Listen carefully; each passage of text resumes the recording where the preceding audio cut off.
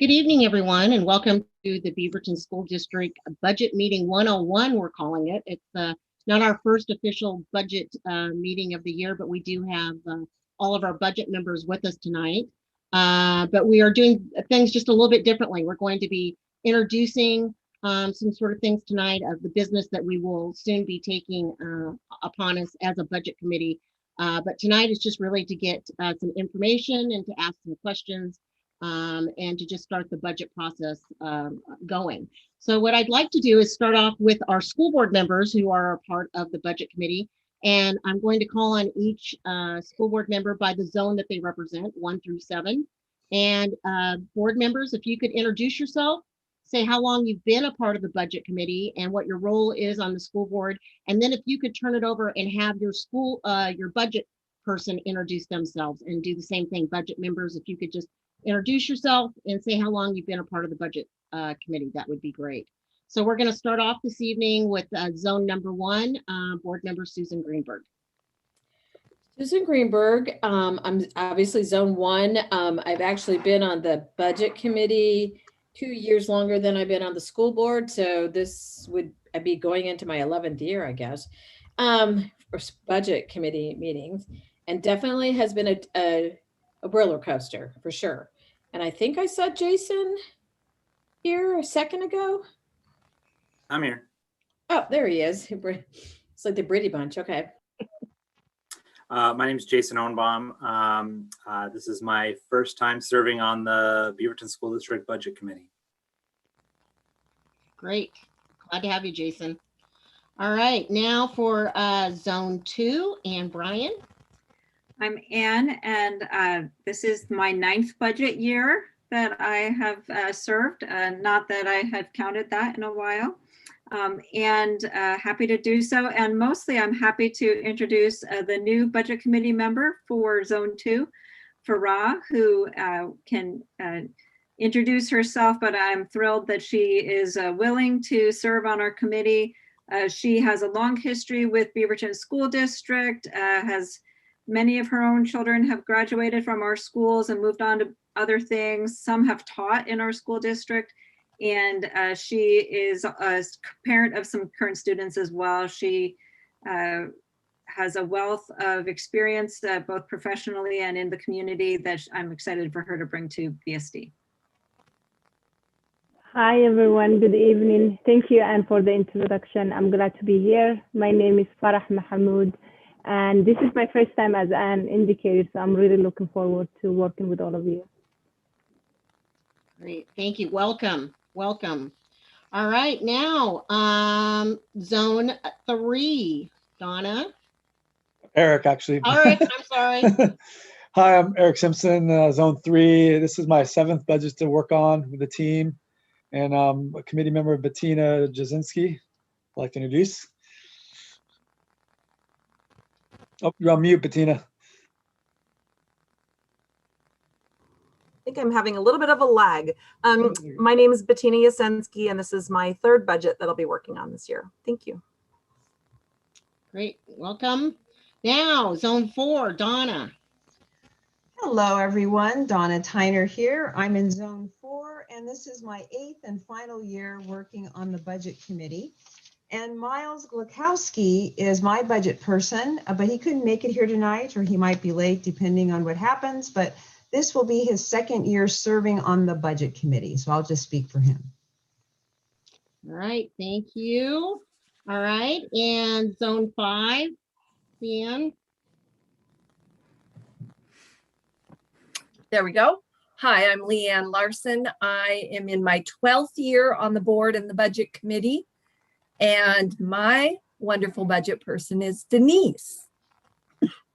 Hi, I'm Denise Peterberg, and this will be my 7th budget year. Glad to see you back, Denise. All right. And I represent zone 6, and I'm Becky Timchuk, the chair of the school board. And this will be my 6th year on the budget committee, and with me every step of the way has been my budget person, Heidi. Hi, I'm Heidi Edwards, zone 6, and I've been on the budget committee for 6 years. And finally, zone 7, Tom. Hi, I'm Tom Collette, represent Zone 7. Depending on how you look at it, this is either my third or fourth budget year because I came on in the middle of one.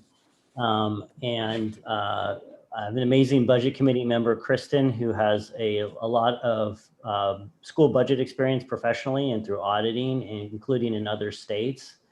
And I'll let you take it from there, Kristen. Hi, I'm Kristen Lee. This will be my second year working on the budget committee, and I'm glad to be here. Welcome back, Kristen. All right, so that's the budget committee, board members and budget members, and we all make up the budget committee. And now I'm going to turn it over to the stars of the show. Mike Schofield, I'll let you take it away, introduce yourself, and tell us what to expect this evening.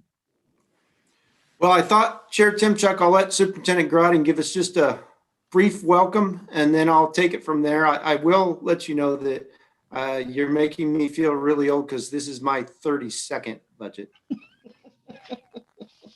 Go ahead, Don. All right. Thanks, Mike. Thanks. Welcome, board members and committee members, budget committee members. Thank you so much for your service to the school district, and especially in this particular times. I don't think we're ever going to prepare a budget like we're preparing one this year.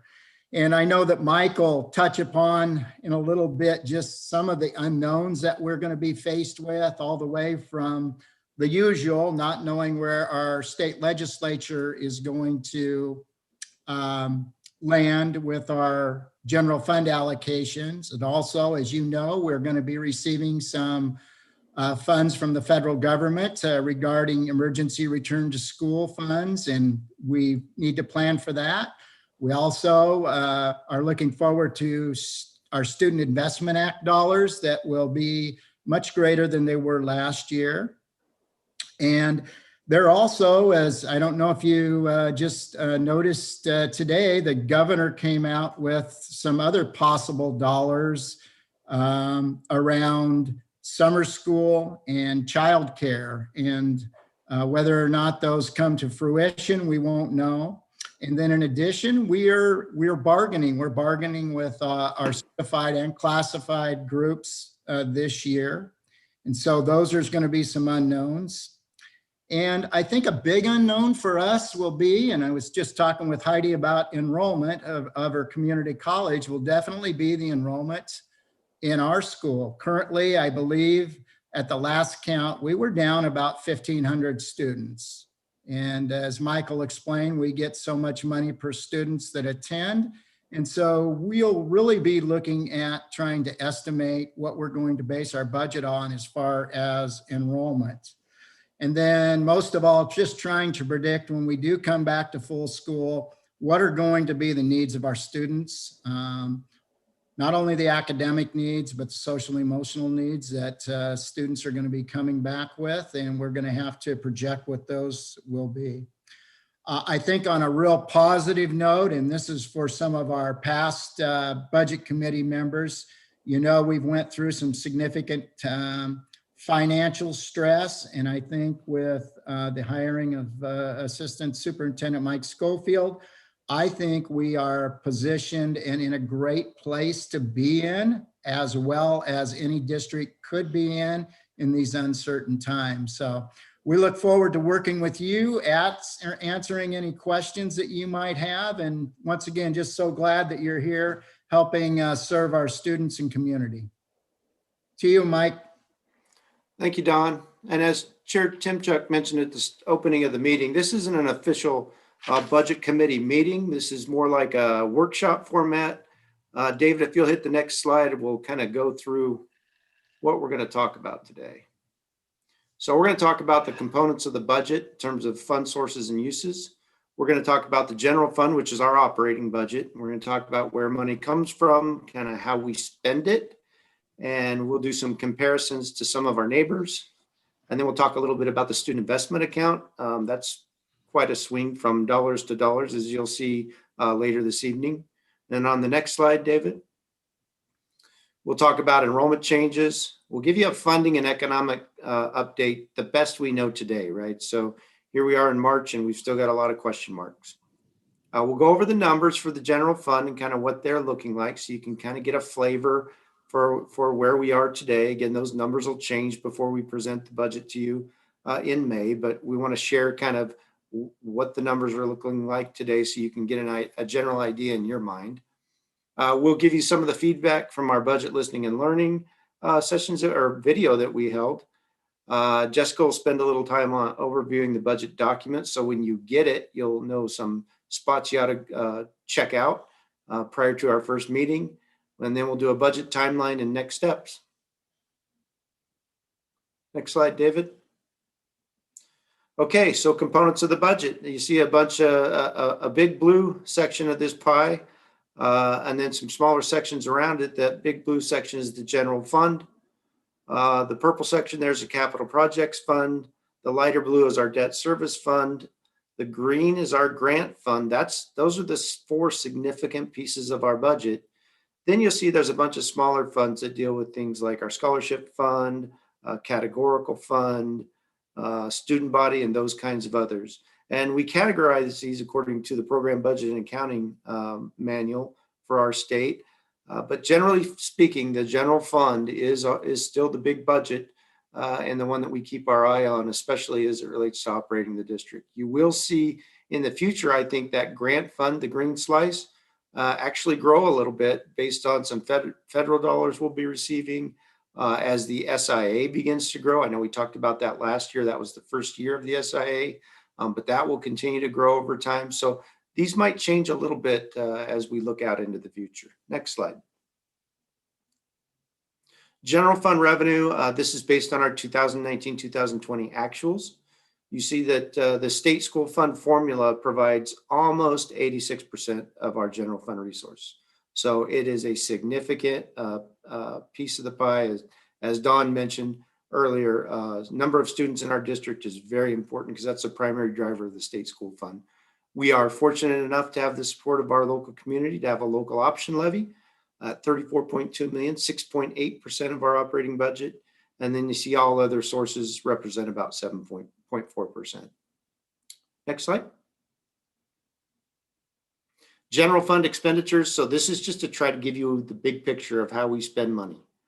You see the dark blue is salary and benefits. That's 87.7% of our actual expenditures in 1920. You look next to that, you see transportation. And then you look at, well, we got to pay our utility bills. We make payments to our charter schools because we have contracts with them. We have a small amount that gets transferred out to other funds. That's primarily our insurance reserve fund to pay our property and liability insurance premiums. A little bit of money for contracted instructional services. And if you look at the light blue, light blue slice of the pie, that's all other expenditures.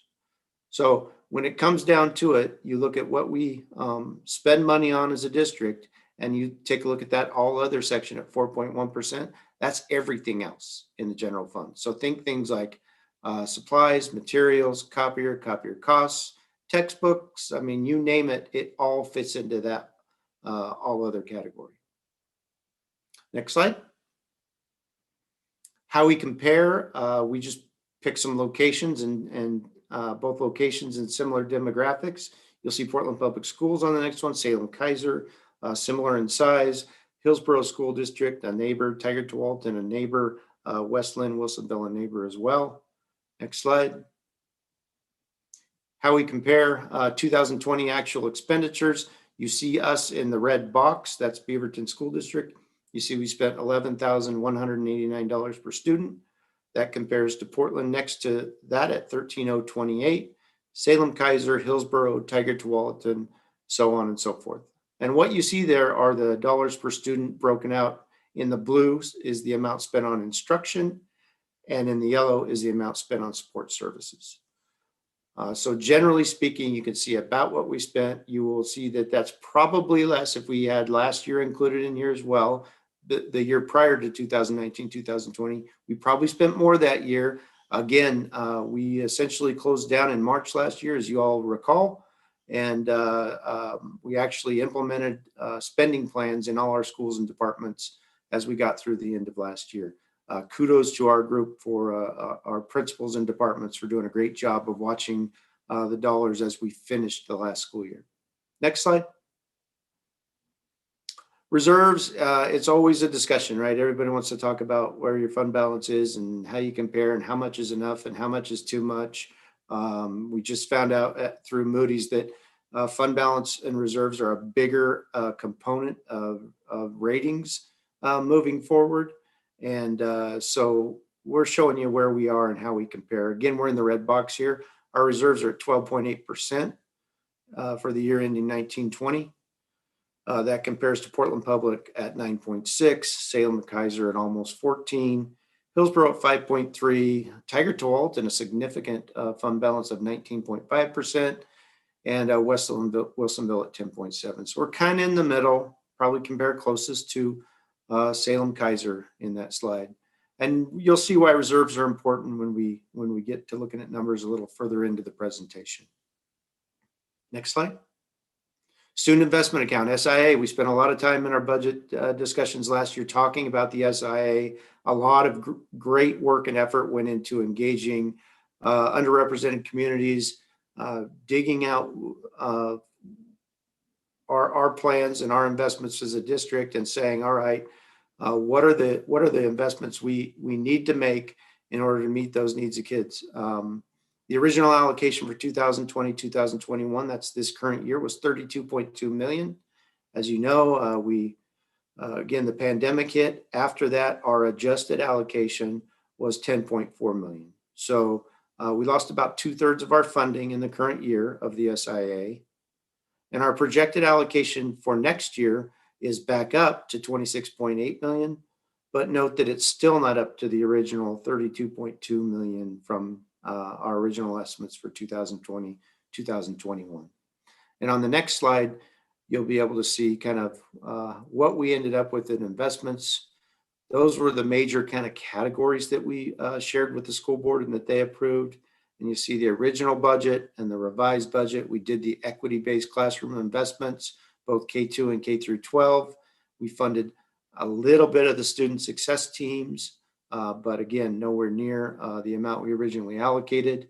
We did hire the equity talent acquisition position after the year had gotten started, and we did pull off part of our indirect rate as well. So that's where that $10.4 million was actually spent, or that we believe we'll actually spend for 2020, 2021. Next slide. Enrollment, as Don mentioned, enrollment is key. It is how we are funded. Not only the number of students we have, but the demographics of our students. Think about things like, do we have not only the student that comes to school, but are they an English language learner? Do they have an IEP? Other factors like poverty are also included in our weighting, but enrollment is a critical piece to determining funding from year to year or from biennium to biennium. You'll see back in 17-18 and 18-19, some small changes in terms of what our enrollment was. In 19-20, we're showing an increase of 0.5%. I think part of that 0.5% increase is actually attributed to once we closed schools in March, our enrollment was simply frozen to our second quarter number. So our numbers for 19-20 and as we compare in future years will always look a little bit different because some of the rules changed during 19-20. You see where they were this year, 2020, 2021, 38, almost 39,000 was our estimate. We came in at 37,500. Again, significant decrease, and over half of that decrease occurred in grades kindergarten and first grade in our district. What are we thinking now? We're thinking we bounce back a little bit, an increase of 2.2% at 38,339 students. This is not final. Our final enrollment comes later this week. We gave our demographer a little more time to take a look at the numbers and let a little more water run under the bridge, but that'll come this week. And so by the time we get it to you with the proposed budget, that number may or may not have changed a little bit, but you can see, again, significant decline in the current year, increase in the next year, but not back to where we were pre-pandemic. Next slide. Okay, here's my little accountability exercise. I mentioned to you last year that I would give you a projection on where I think we're going to finish the 1920 school year. And if you may recall, and for those of you that are new, if you look at the left-hand side of this, you'll see that our beginning fund balance, that's our first number there at 16,915,000. We have what we called state-controlled resources. That's essentially our state school fund, which includes our local property taxes. And then we have locally controlled, which is our local option levy and a variety of other local sources that we get as a district.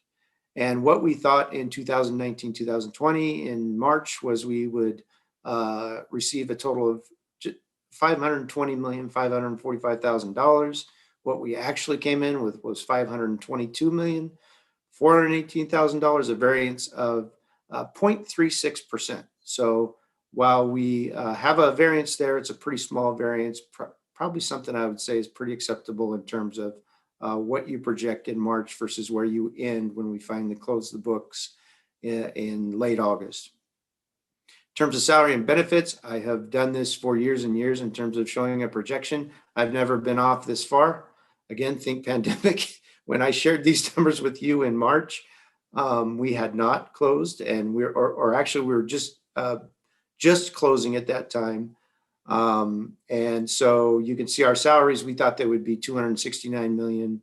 What they came in was just under 260. You see the benefit lines, and then you see the all others. So the total there, we thought we'd be at 488 million in expenditures. We ended with 466 million, the variance of 4.63%. Primary drivers of that, one, closing school. Again, you save dollars on things like utilities, substitute teachers, no transportation, those kinds of things that you save from closing schools. In addition to this, our district, all employees in our district participated in work-share and took at least a 7-day furlough in the 1920 year. And for those lucky enough, some of those were actually extended into the summer for those employees that work full years. So we also picked up probably in the neighborhood of $7.5 million of savings by taking those furloughs last year. So overall, our reserve is up. We thought it would be around 32 million in the general fund. It was at 56. If you include the long-term planning reserve, we thought we'd have about 36 million, and we have a little over 60 million. So change, and you can see that we really tried hard last spring to hold the line on spending with all of the uncertainty around the pandemic. Next slide. Okay, a lot of words here, but I want to walk you through these because it's important. This kind of goes back again to what Superintendent Grotting mentioned at the start. What do we know? So what we know is the governor's budget framework recommends a $9.1 billion state school fund, which is a 1.1% increase. You'll see a slide later that kind of compares this biennium to prior biennia. That's not going to do it. Our PERS rate is going down for the 21-23 biennium, but not enough to offset just our roll-up costs from year to year. So that 9.1 falls short of what we would need. In fact, statewide, the number most school districts are using in the state is about a $9.6 billion state school fund would hold us harmless and keep us steady and keep up with our inflationary costs. Again, the PERS rates were reduced on average 3.25%. We have collected budget priorities from staff and community through our budget listening and learning session. For those of you that got a chance to see that video and weigh in, I appreciate your time on that. We've already received and spent about 10.1 million in federal CARES Act funding. A good portion of that was used to backfill shortfalls in the SIA. Remember that the SIA fell by 2/3. We had staff on staff ready to go and working, and we did not choose to lay those folks off once the school year started. So some of the CARES Act was to maintain that staffing so we could keep some continuity at the start of school. We have also been notified we're receiving about 20.7 million in what we're calling ESSER II funding. That came out just around the holidays. That was the legislation passed just in late December. So that money is coming. So that's kind of what we know now, and I'll get to what we need to know. We did have some federal news over the weekend, and we'll get to that. But what we're working on planning for that SR2 spending. Remember, these are one-time resources. They're only going to come once for all, as far as we know. And so we want to be strategic with those dollars and making sure we align those with the immediate needs of students as we get into this spring, this summer, and into next school year. So how do we line these one-time resources up with student needs so we get kids where they need to be? We're also finalizing our enrollment. I mentioned that earlier. We may have some modest adjustments in the general fund. You may not notice some of them. In fact, some of the budget adjustments you'll see are cuts we actually made or reductions we made last June because we were so worried about shortfalls from the state that we're just restoring some of those. So from a budget to budget, when you look at it, you won't see much difference.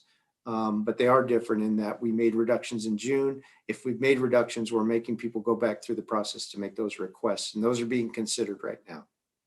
SIA prioritization, again, $32.2 million in funds identified and needs identified from last year. We're working on how we get that down to that $26.6 million. And we're also preparing for the students for a hybrid model. So those are the things we're working on now. What do we need to know? I would really like to know the legislative leadership budget framework. They are the next group that'll take a look at this. So the co-chairs at the legislative level typically get the economic forecast that we received a couple of weeks ago. And with that information, they craft what they feel their priorities are as a legislature. And they're kind of the ones that count. I know the governor sets the tone in terms of her recommended state school fund, but the legislature, they're the ones that actually appropriate the money. So what legislative leadership thinks is important, so we'll be watching for that. Will the federal 1.9 trillion stimulus pass? Well, the answer to that is it got through the Senate over the weekend. I believe it goes back to the House on Tuesday, and then we'll see what that looks like as it comes out. I have lots of questions and would like to see how that actually ended up. I know there was somewhere around a 58-page amendment that was added at the very end that moved some money around for schools and local governments. So we'll see what that looks like when it comes out, but we're anxious to see that and see how that plays in. The preliminary estimate we received from congressional leadership from Oregon was that our allocation would be somewhere in the neighborhood of $50 million for Bearden. So, but again, I wouldn't count on that number yet. We'll see what comes of it as we get more information on that. May forecast, that's the big one for the legislature. They will use, in fact, I think they're required to use the May forecast to actually build their biennium budget. So we will hope that that's a decent forecast for them and gives them a few bucks that they can allocate both to schools and other areas that they need. So we're going to be guessing on what that is because we're presenting our budget on May 3rd to you. So the question will be, how close are we to what that forecast provides and what the legislature might ultimately adopt? Next slide.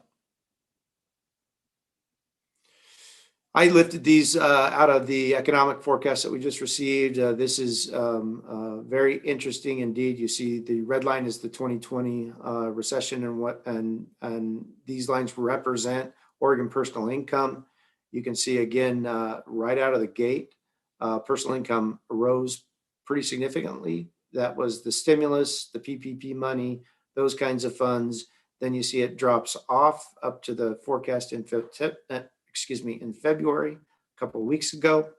It'll drop a little bit more into the dotted line there. And then you can see that what our state economist is expecting is this second round of stimulus. So you see personal income grows again. And again, because it's one-time stimulus, it drops again and then kind of falls off and then grows out a couple of years. Compare that to previous recessions, especially our most recent one in 2007. You'll see Oregon personal income fell immediately, got down to 5% down in year one, stayed there a long time, took personal income quite a long time just to get back to zero. So this is an unusual, as you would expect in a pandemic, an unusual recession, and Oregon personal income has actually grown all throughout, or is expected to go throughout the pandemic. So next slide. Here's a recession comparisons in terms of, again, employment percentage change from pre-recession peak. So everybody starts at zero. If you look at the red line, that is the current projection for 2020. The solid red line is what's happened so far. The dashed red line is the expectation. So slower growth this winter. Economic activity picks back up. Schools fully reopen is the assumption this fall. And we will be back to pre-COVID employment in Q1 of 2023. So from an employment percentage, it'll take about a little over 3 years to get back to where we were prior to the pandemic. That's relatively shorter than the 2001 recession, well shorter than the 2007 recession, and again, shorter than the recession of 1980. So relatively, when people talk about the V-shaped or the square root economy, this is kind of what they're talking about as you see it on the graph there. Next slide. Finally, what did that do in terms of net general fund and lottery revenue? You can see what that's been in the past on a biennium basis. A lot of numbers above 10%, except for in recessionary times or just after recessions. And then good, strong growth, again, beginning in 2011-13 on into 17-19. The light blue bars are the forecast. You see, even in the pandemic, you see just a small, on that light blue line in 2019, 2021, just doing a little bit better than the original forecast for 2019, 2021. The problem is in 2021-23, not growing much at all. And then we get pretty significant growth in the following biennium, the 2023-2025 biennium. So this biennium and the next one, while revenues are okay in 1921, they're not expected to grow where they need to in 2021, 2023. Next slide, David. Okay, here are the numbers, kind of small, not the best, but I want to share them with you. Same thing you looked at before, the same thing I shared last year. On the left, you see our resources, beginning fund balance, state controlled, locally controlled in the total. Moving down that left-hand column, you see expenditures. We break those up into salary, benefits, and everything else. You see the contingency and reserve in there based on our adopted budget and where that is. And then you take essentially all the resources minus the expenditures gives you an ending fund balance. So you see in 2018, 2019, we had 489 million in total resources, 472 million in expenditures. That gave us an ending fund balance of just under 17 million. There was 22 million in the planning reserve fund. So the total reserves at that time were $39.1 million. So just walk that across and you can see kind of where I think we're going to be. Let's compare 2020, 2021 adopted budget to the projected 2020, 2021. If you look at the revenue section first, you see that our state controlled resources are down. Again, those are down basically because of the stop loss provision in the state school fund, where we'll lose some money because we get funded at the higher of what we thought we would be this year, or our actual enrollment for this year, or our actual enrollment for last year. So we had to take our number down, as you saw on the enrollment slide, by about 1,500 students. So that causes a little bit of traffic jam on our state controlled resources and a little less coming in from the state school fund. On the locally controlled side, you see that number drops from 58.8 down to 49.5. Again, significant pieces of that are, think about things like athletic fees, a lot of the fees that we would normally collect in previous years. We won't be collecting those this year. So a pretty significant decline in the locally controlled, as well as another portion that's locally controlled. We had planned to lease new laptops for our teaching staff in the district this year. We decided to hold off one more year, so we don't account for the lease proceeds in the resources, and we also don't account for the uses of that lease money in the expenditure side. So that was worth about $5 million. On the salary side, much lower than what we had put into our adopted budget. Again, when the pandemic hit, we left our budget in place, but we strategically did not hire a number of positions. We did not use our teacher bank to add more positions once the school year had started. And we have not experienced nearly as much in terms of paying substitutes, and also just kind of all those kind of extra duty kinds of things that you see as you go throughout a year that you're pay people for. We just haven't experienced those to date. We do know those will pick up in the coming in the next couple of months, and these numbers will change, but we'll adjust for that as we go along. In terms of the all other, you saw what we plan to spend. 56 billion in the budget, 47 million is what we're planning on at this point. So needless to say, at the bottom line on our ending fund balance from what we adopted, we thought we would end the year with $30.5 million. Right now, we think we'll end the year with a little over $76 million in reserves. So that's the good news. Reserves go up, which is great. And you see that I start the 21-22 year projection with that 72.2 million general fund balance. And you see we have our state controlled. Again, that's the state school fund, what we'll get locally. That does include the Apple lease. You see that's why that number jumps up a bit, for a total of $568.8 million in resources. You look into what we're planning to spend between salaries, benefits, and all other in 2021, 2022, it's $516 million. That leaves our reserve down to 52.5 million in the general fund reserve. So you can see that from 2021 to 2022, we pull about 20 million off the reserve right off the top if we just keep spending the way we're spending. If we do that again in the next year, that 52.5 becomes our beginning balance in 22-23. If things go the way this would project, we would end the biennium with just over 26 million in the general fund ending fund balance. So we would be down back to about our 5% reserve in the general fund and spending down, quite a bit of our reserves over the next 2 years. And when you get in a position like that, where your expenditures are taking that much of your reserve year after year, we're setting ourselves up for trouble in the 23-25 biennium. So we will need to keep an eye on this to make sure our expenditures aren't growing at such a rate that that we can't make those adjustments as we go through. Part of what will help us here is if we get a budget from the legislature that's above the $9.1 billion. You can see in the assumptions, we used our ODE state school funds updates for our enrollment numbers.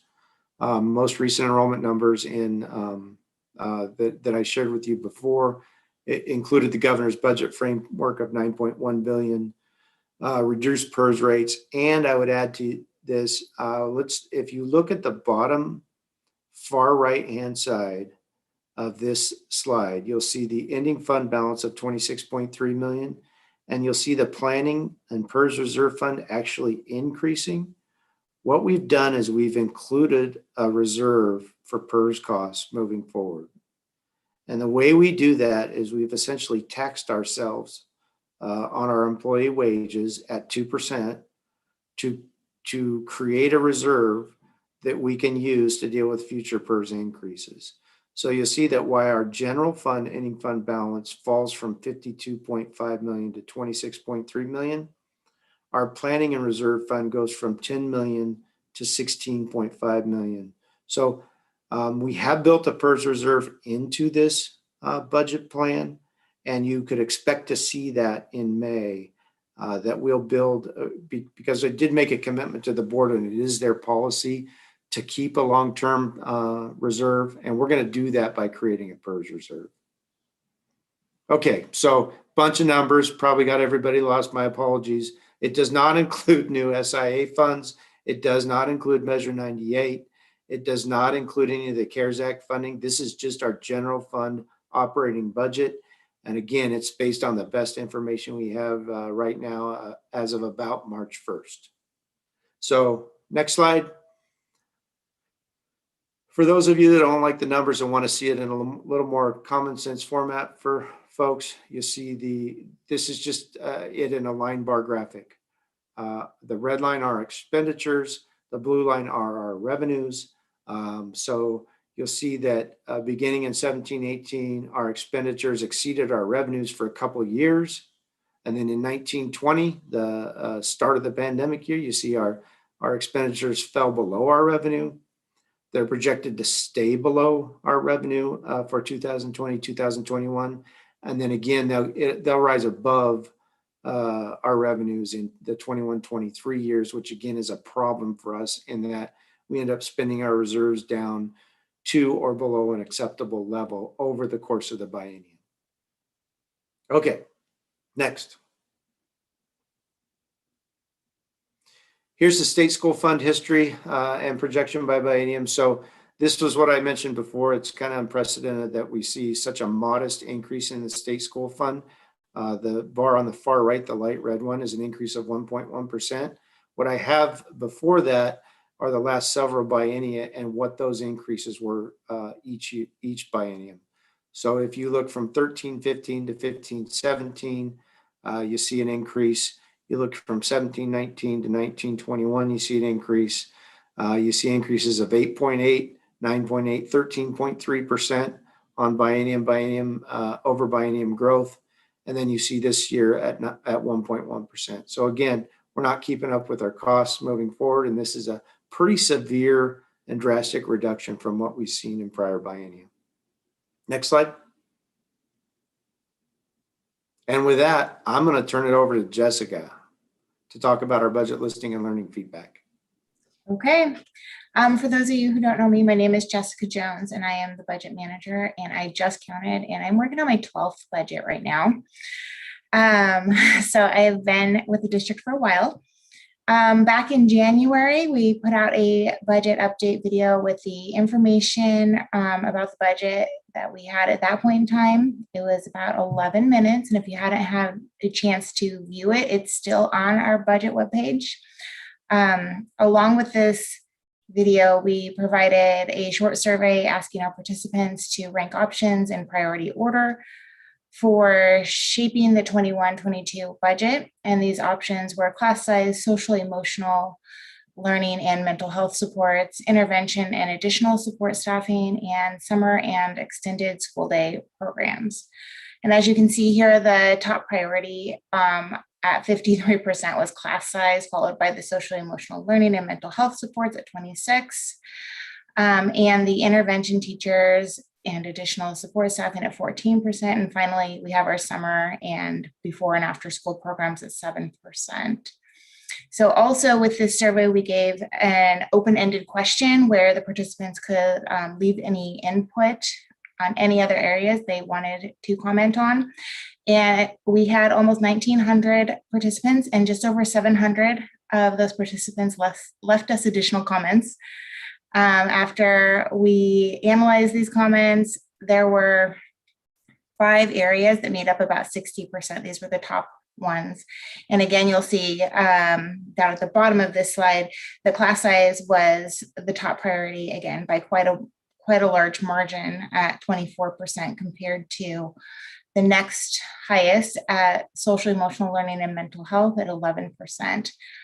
There were a lot of comments regarding COVID health and safety and how we've safely reopened buildings, intervention, teachers and additional support staffing, and finally, how to return to in-person school.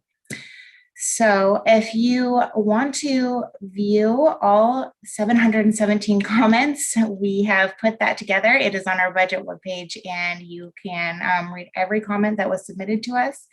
We did pull out several comments that or questions and had district staff answer those. And those answers are also included in that document as well. There are some questions that you'll notice are very rhetorical and we did not pull those out, but the ones that we felt needed answers, we provided those. Next slide. So the next part I'm going to go over, and I know we've been sitting here for a long time, so I'm going to try to be quick, is a little bit on our budget document and how it's set up. And when you get this document, what are the first things that you might want to go check out? Because I know that when you get this document, it can be a little overwhelming because that adopted budget document right there is 366 pages. And just a quick note, any of the page numbers that I'm referencing on the next couple of slides are from the 2021 adopted budget document, and that is available on our website, and it has an image you can click on that will look just like that picture right there. So it is broken down into 4 main sections, which are the executive summary, the organizational summary, financial summary, and the informational summary. Next slide, please. The executive summary is meant to be a liftable document that holds very high level information. Most of the information in this area is a summary format and will be broken down in later sections in the document, including financial information as well as enrollment history and projections, and all fund salaries, benefits, and positions. Next slide.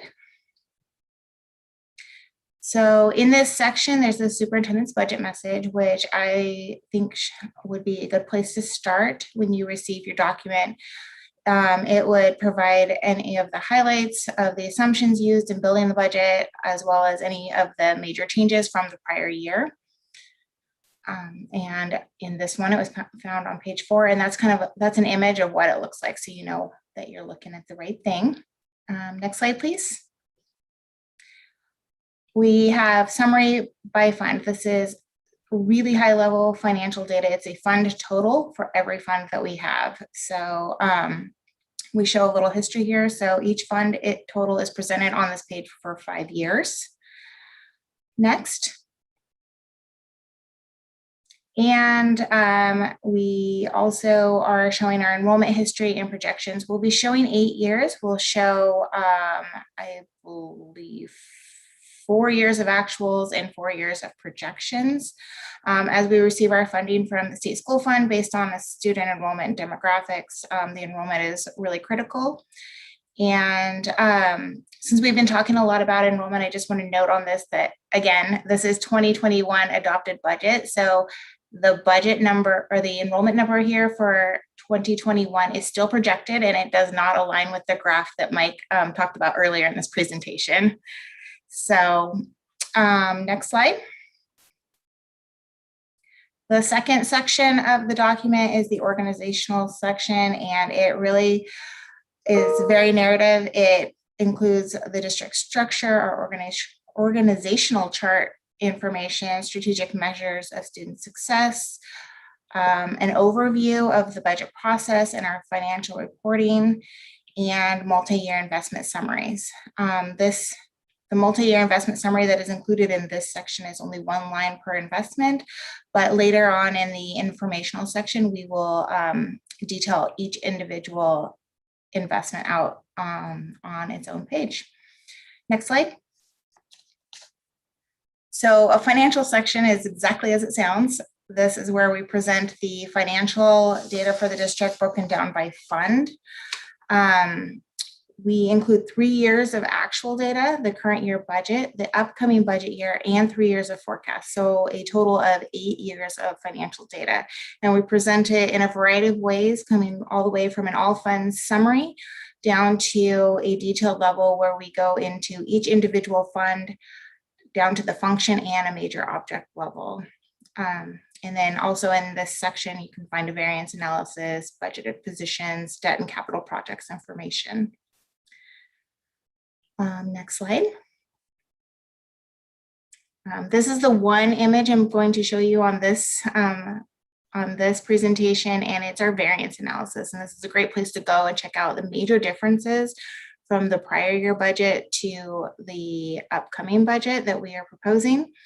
It's really important to note that this is a comparison of budget to budget, not budget to actual. So it's comparing our proposed budget to what we adopted for 2021, not where we're projecting we're going to go. Next slide. And in the final section is called the informational section, and we just break down more of the data that we presented to you in the executive summary in that high level presentation. We have ratio teacher staffing by school, personnel, resource allocations, school summary pages, and strategic investment reports, as well as student and parent surveys. Next slide.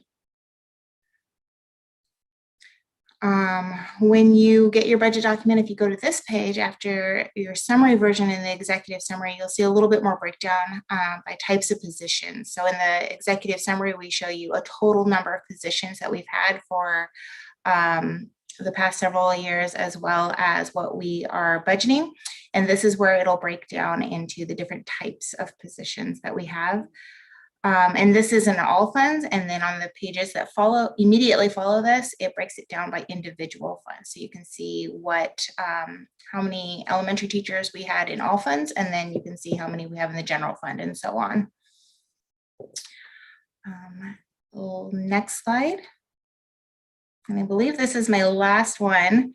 So, and this one I think is really important. This is something that is of great interest to a lot of people. These are our school summary pages. We do one for every school that we have, and they include a lot of really interesting information like enrollment history and projections, the staffing information, the average teacher experience compared to the rest of the district, financial information, test scores, demographic information.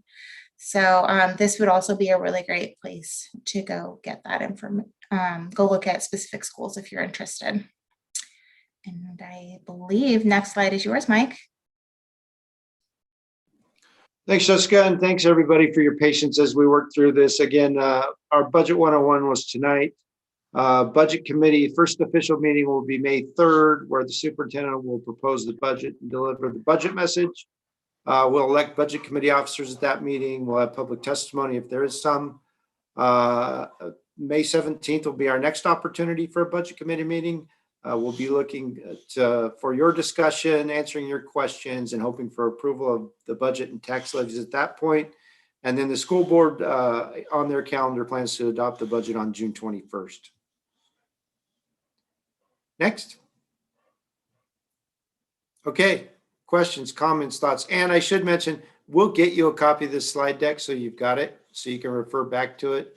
But we're happy to take any comments or questions.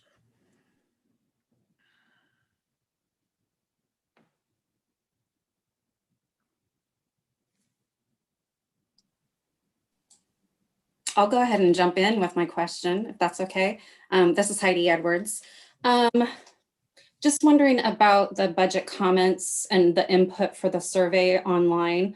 I don't know if it is accurate, but there's no link going to all of the budget from where I'm at.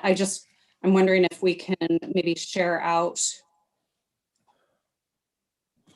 Do you have that, Jessica? Are you looking? What are you looking for, Heidi? I'm on the Budget 101 meeting. There's the budget comments and priorities and input survey, and then there's the attachments. It's just not linked, so just something to take note of.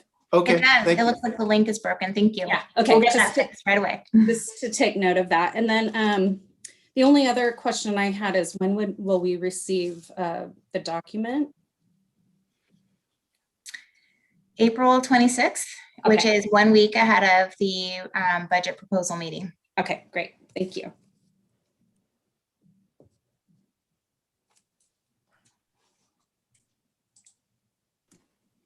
Go ahead, Tom.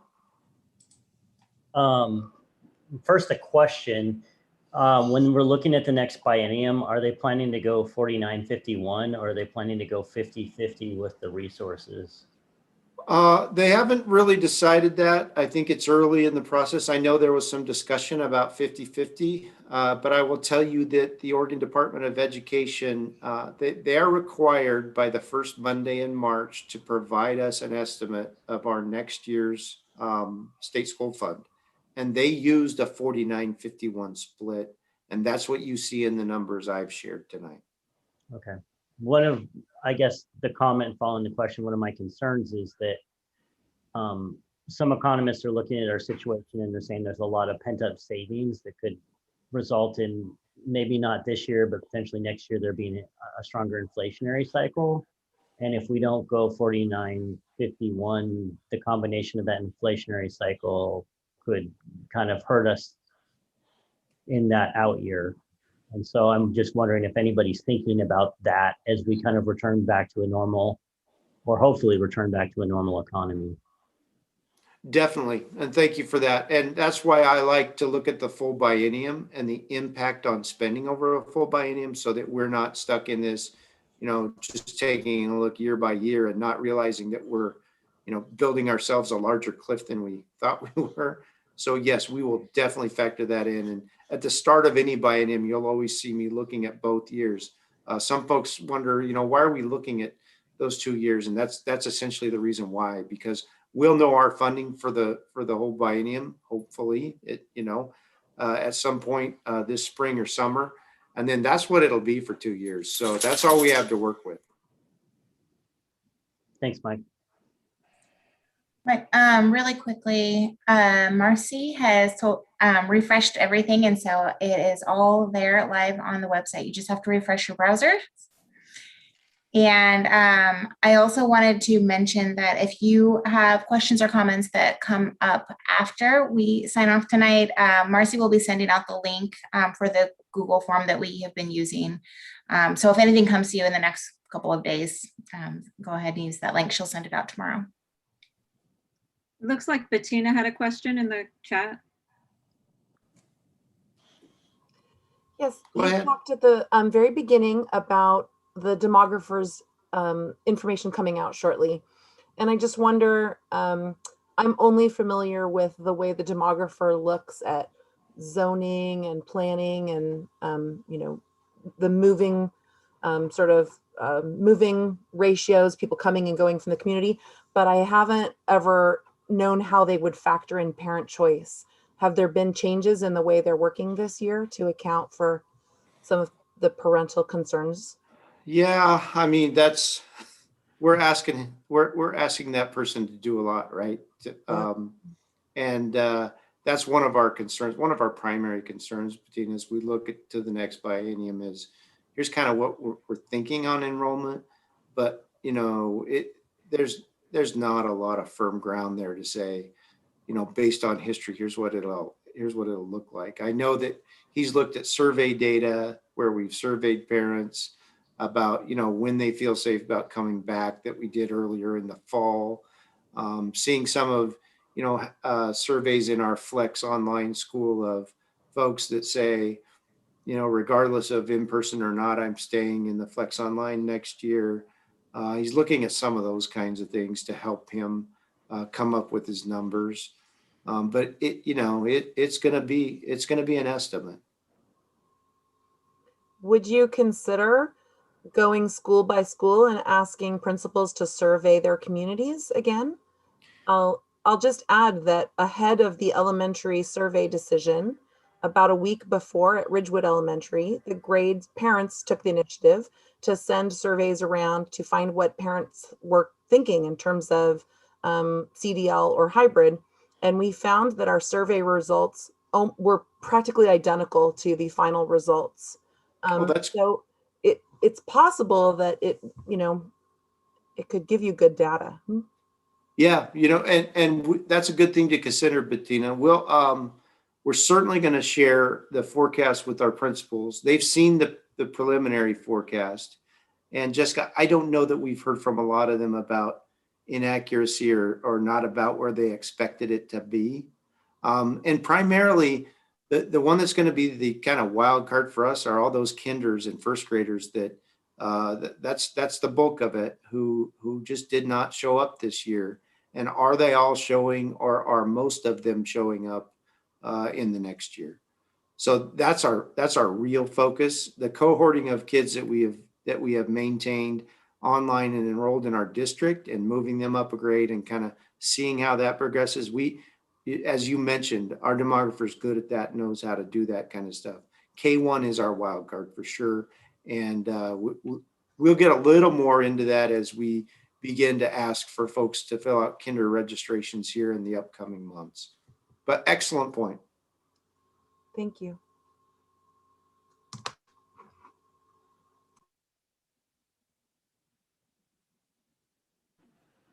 Mike, I have another question. I'm trying to conceptualize the numbers that you gave us. And I have two questions. One is, what I'm looking at is like in the next fiscal year and the year after, there's a 20 million, then a $26 million structural gap basically that comes out of reserves. If we were to receive a school funding allocation in line with previous school funding allocations, like somewhere on the order of 10% or something like that, would that eat that structural deficit?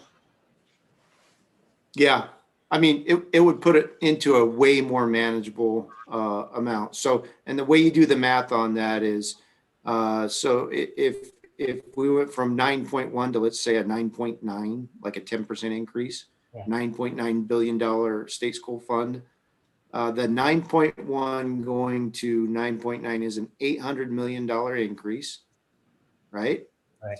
And you've multiplied that 800 million by about 7%, which is what Beaverton School District represents of the total state school fund, and then divide that in half because it's a biennium number. So you'd be looking at, I mean, yeah, we'd go well into eliminating that deficit. But there would still be some structural deficit left over. Yeah. And then my second question, I wanted to kind of flip this around and look at it from another direction. If our enrollment, if we had not taken a hit in enrollment, would that eat the structural deficit that we have? So what you will see is the budget we will propose, and the numbers you looked at today were modified based on a lower enrollment. So at the end of the day, we'll run once we have our enrollment, that's one of Jessica's key numbers that she uses to build staffing for all the schools in the district. So once we have that, it becomes much more formula driven in terms of resource allocation to all our schools. And that'll be based on this revised number that we'll get this week. I understand that. The question I'm asking though is like, you have the enrollment bouncing back like 2.2%, and I think it went down 4.4%. So you realize about half the enrollment you had before. If you had realized full enrollment and that kept up that trend line on the 2 out years we're looking at, would that eat your structural deficit, or how much of it would it eat? Yeah, it wouldn't at the 9.1 billion that the governor's using, right? That's our primary problem. Our primary problem is not enough on the revenue side. That's what I'm looking for. Yeah. Trying to understand which of the drivers is more important. Thank you. Thank you.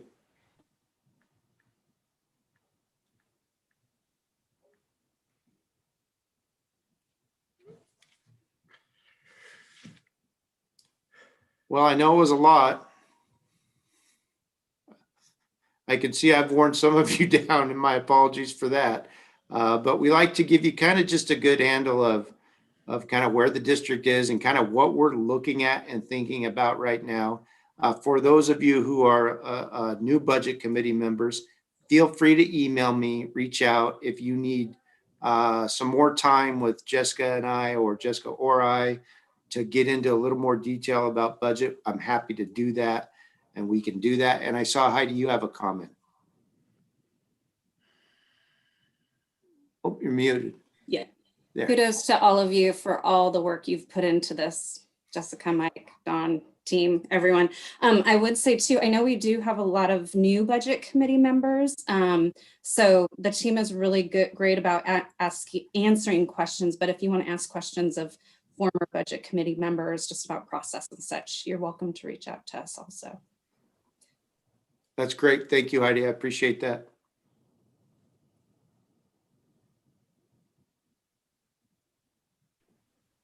All right, Chair Timchuk, you want to see if Superintendent Groding has anything to add, and we'll get you out of here.